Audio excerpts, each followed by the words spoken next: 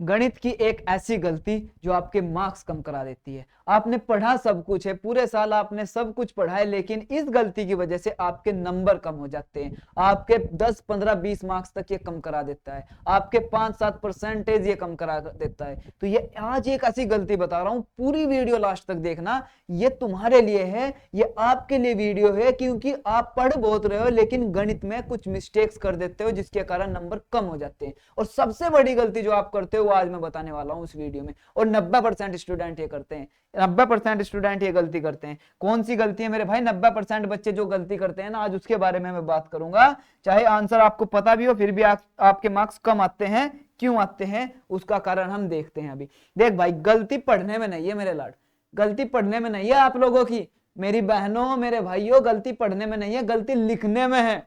यही सबसे बड़ी गलती है आपकी। आप अच्छे से लिखते नहीं हो। अगर मैं गणित की आज बात कर रहा हूं तो गणित में आपको स्टेप बाय स्टेप लिखना होता है, जो कि आप पेपर के अंदर नहीं लिखते। आपकी सबसे बड़ी गलती होती है ये। इसको सुधारना है, इसको सुधारना है। जो स्टूडेंट ये सोचता है कि पूरा चैप्टर पढ़ा है, सब याद था, फिर भी मार्क्स नहीं आए, कहां गलती रही? वो गलती आपकी यही है जो बताने जा रहा हूं, ठीक है? नहीं तो एग्जामिनर क्या देखता है भैया? स्टेप्स कैसे लिखे हैं वो देखता है।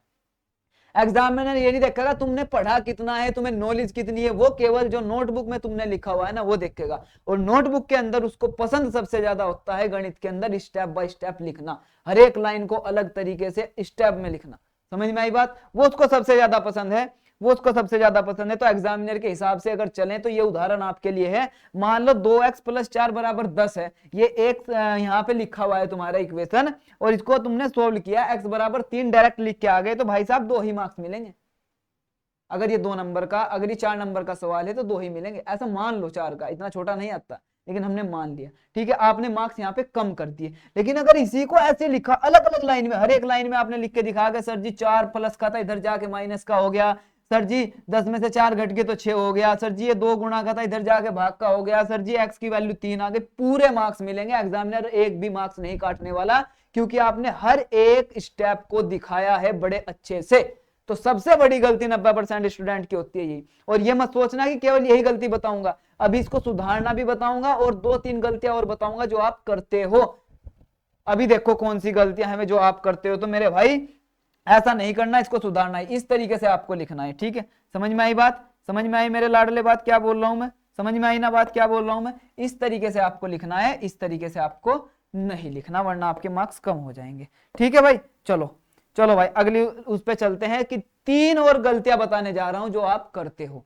3 और गलतियां, और वैसे 4 बताऊंगा, 3 लिख रखी है लेकिन एक और ऐड करूंगा इसमें, 3 लिख रखी है लेकिन एक और ऐड करूंगा इसमें। देख मेरे भाई, 3 गलतियां कौन सी है? सबसे पहली तो यह है कि आप यूनिट नहीं लिखते। आप यूनिट नहीं लिखते। मान लो कोई भी आपका क्वेश्चन आया जिसमें कुछ आपको दे रखा है सवाल, उसमें यूनिट मीटर है और आपको उसका क्षेत्रफल निकालना है, उसका एरिया निकालना है। अगर एरिया निकाल लोगे, मान लो उसका एरिया 24 आ गया, उसका एरिया मान लो 24 आ गया, तो भाई एरिया 24 आया तो उसके बाद में मीटर स्क्वायर लगाना जरूरी है।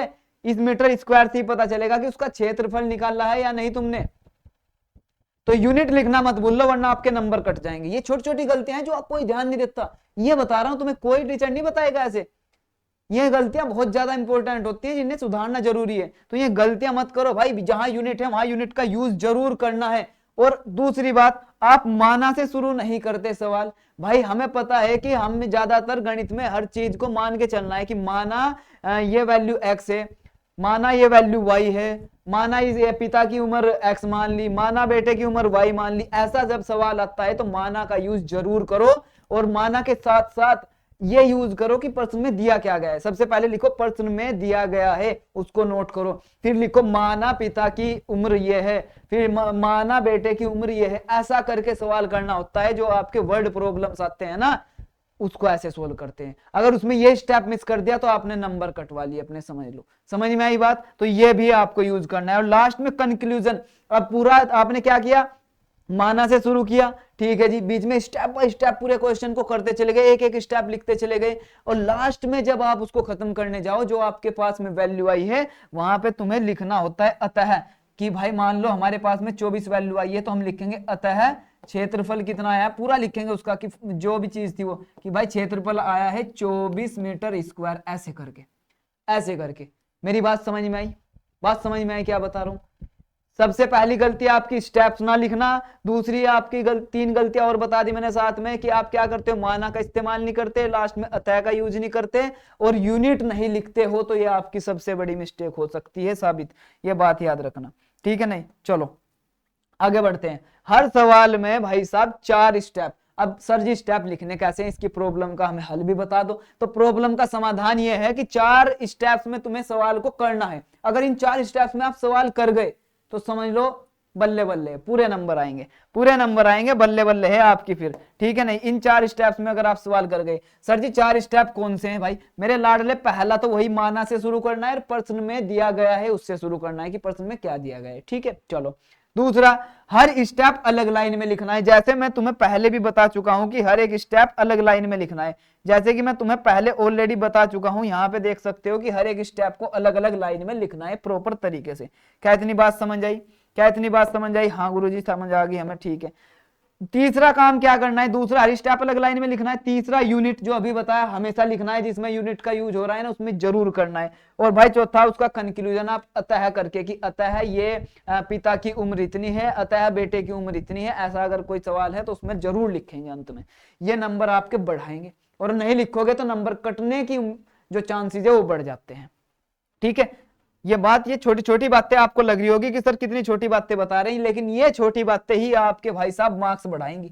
ये छोटी छोटी बातें अगर आपने सही कर ली ना तो मार्क्स बढ़ा देंगे आपकी गणित के अंदर। आप कितना भी पढ़ लो, ये गलतियां करोगे तो मार्क्स कट जाएंगे। तो ये गलतियां सुधारो।